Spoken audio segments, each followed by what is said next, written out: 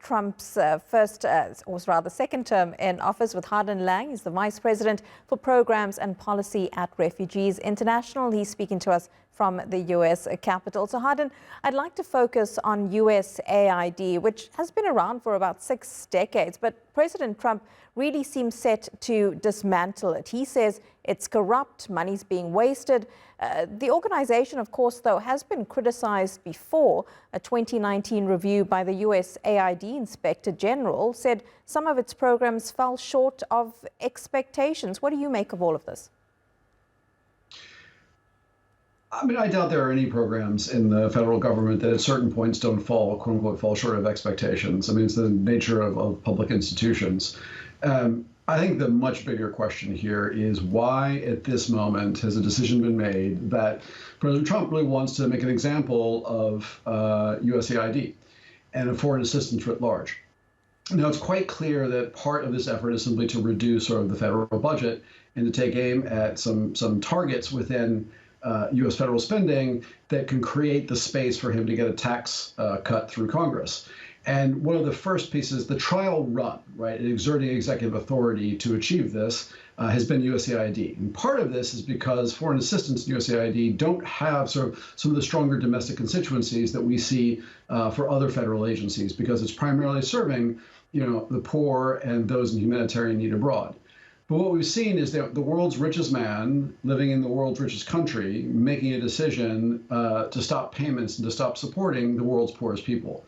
And that is going to have huge ripple effects, not just in terms of the humanitarian impact in these communities, in these countries, but also U.S. reputation and soft power globally. I think it's quite clear to most of us in D.C. that this is simply a trial run. They want to make an example of USAID and of foreign assistance and then move on to other departments like the Department of Education and elsewhere.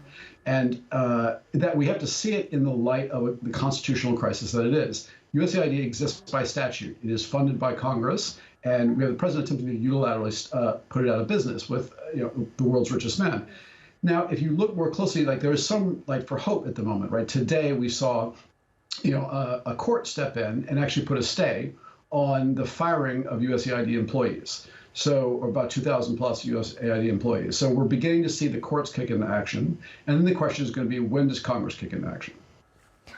Yeah, that is going to be very interesting, because it seems that many of the things that Trump has tried to do, the courts have blocked so far. It's only a few weeks, of course, though, into his presidency.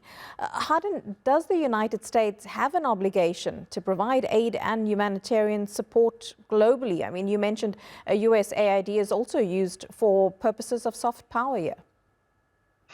So, I mean, the question, it's been the USAID and foreign assistance is the way the U.S. government and the American people show up in most of the world, right? It is the provision of humanitarian assistance, the provision of development aid, providing HIV medication, providing vaccines for terrible diseases that have ripped through countries, managing Ebola outbreaks, all of these things, providing basic poverty relief and jobs and economic growth in the world's poorest countries. These are core elements of what it has meant historically to be American and to project sort of our influence, but also more importantly, the way in which we show up in the world in general and the way communities perceive us. So no one has the obligation to do any of this per se.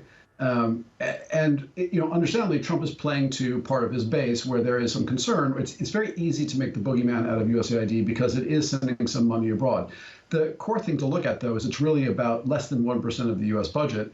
And for that, in response, we get a tremendous amount of goodwill and a tremendous amount of presence around the world. So, to somehow, claim that this is not in the American interest, I think is extremely short-sighted. If USAID is dismantled, those many countries that are receiving help from this organization, would they be looking then to turn elsewhere? Nations like Russia and China seeing an opportunity here to step in? So there are two dimensions of that question. The first is that, the U.S. provides between 40 and 50% of foreign assistance, depending on how you count it. So pulling the U.S. out of that equation, it's going to be extremely hard to fill that gap, the financial gap that the U.S. has required. More importantly, neither Russia nor China seem particularly interested in doing that. China does not do humanitarian assistance writ large. It does some development aid, but most of that comes in the form not of grants, in particular like loans to particular sectors, but sort of predatory loans that are made to countries in which they go in. Chinese companies go in and build the infrastructure and carry out the project and sort of accrue a lot of the economic benefit. So it's a very different model than what most of the world practices in terms of international development and humanitarian assistance.